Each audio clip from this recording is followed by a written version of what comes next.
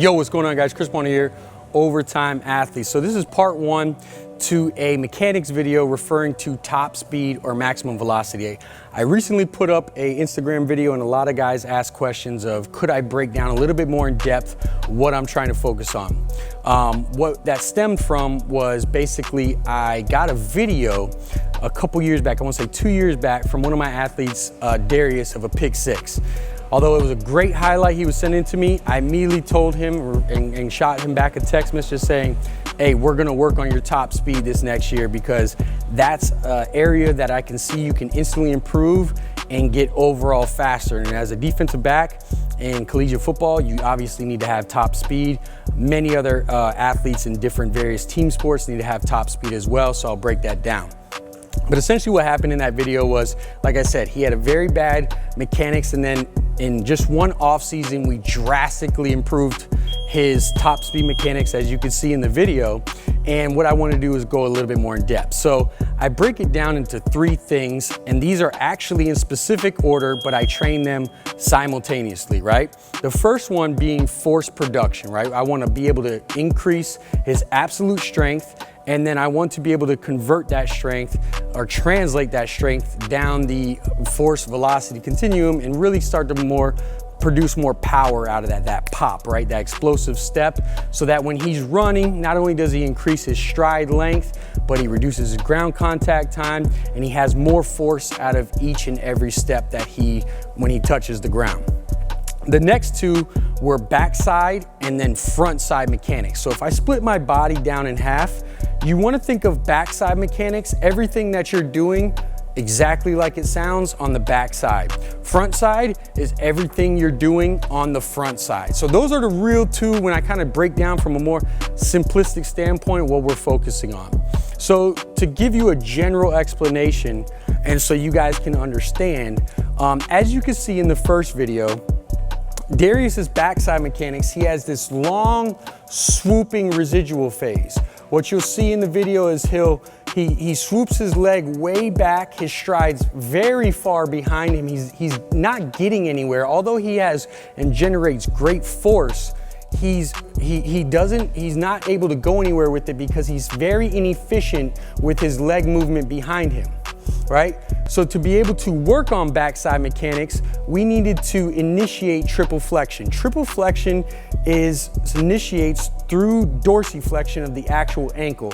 So what we did was a series of drills that taught him how to flex the toe, pull the toe to the top of the shoe, and then triple flex by flexing the hip, knee, and ankle. So instead of this motion here where that toe gets pointed, we wanted to be able to come from this phase here in the residual to right here, right? And that's what we were trying to instill. When it comes to top speed mechanics, and you'll see me in a lot of my drills that I do here with my athletes, it's about repetitive drilling the same thing over and over again. There's not too much variation. I might sometimes, depending on the athlete, but for the duration of a full entire off season, you'll see one day dedicated to some of my athletes where it's focusing just on the same drills over and over. And I'll actually follow up with a part two to this, showing you those drills and how we're implementing these. So there's a series of drills that I do to be able to get that. Like I said, that's backside mechanics. Front side mechanics, right, is being able to get the knee high enough, what you'll see in the second video. In that first video, you'll see his knee rarely travel, anywhere near his hip level. And what happens is he gets nowhere fast, right? He takes this stride where he steps out right in front, and it's this long swooping motion in the back, and then it recovers again. Now what we did through a series of motor patterns that we instilled in him was we were able to accomplish a nice tight cycle, which increased his stride length because the knee got higher. Once he produced the same amount of force, he was able to get farther because he was in the air longer, naturally, not because he was reaching or forcing it to, but because he had better front side mechanics. And here's what we're trying to look at.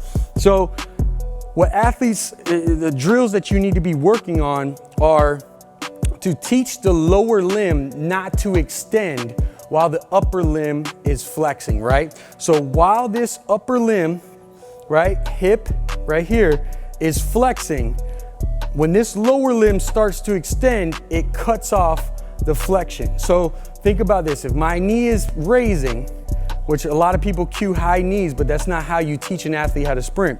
When you actually cue high knees, you have to be able to make sure that the lower limb doesn't extend. The minute the lower limb from here starts to extend, that's when it cuts off the high knee action. So we do a series of drills. Like I said in the second video, we'll go over what we're trying to teach to be able to get that knee higher so that it doesn't begin to extend prematurely. We want to make sure that the knee gets high enough and is able to travel to.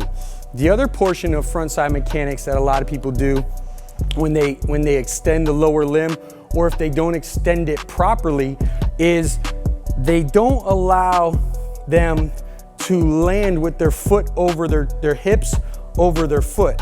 What a lot of athletes do is they actually reach when they actually try to force high knees. So a lot of coaches will say, hey, get higher knees, and increase stride length, right?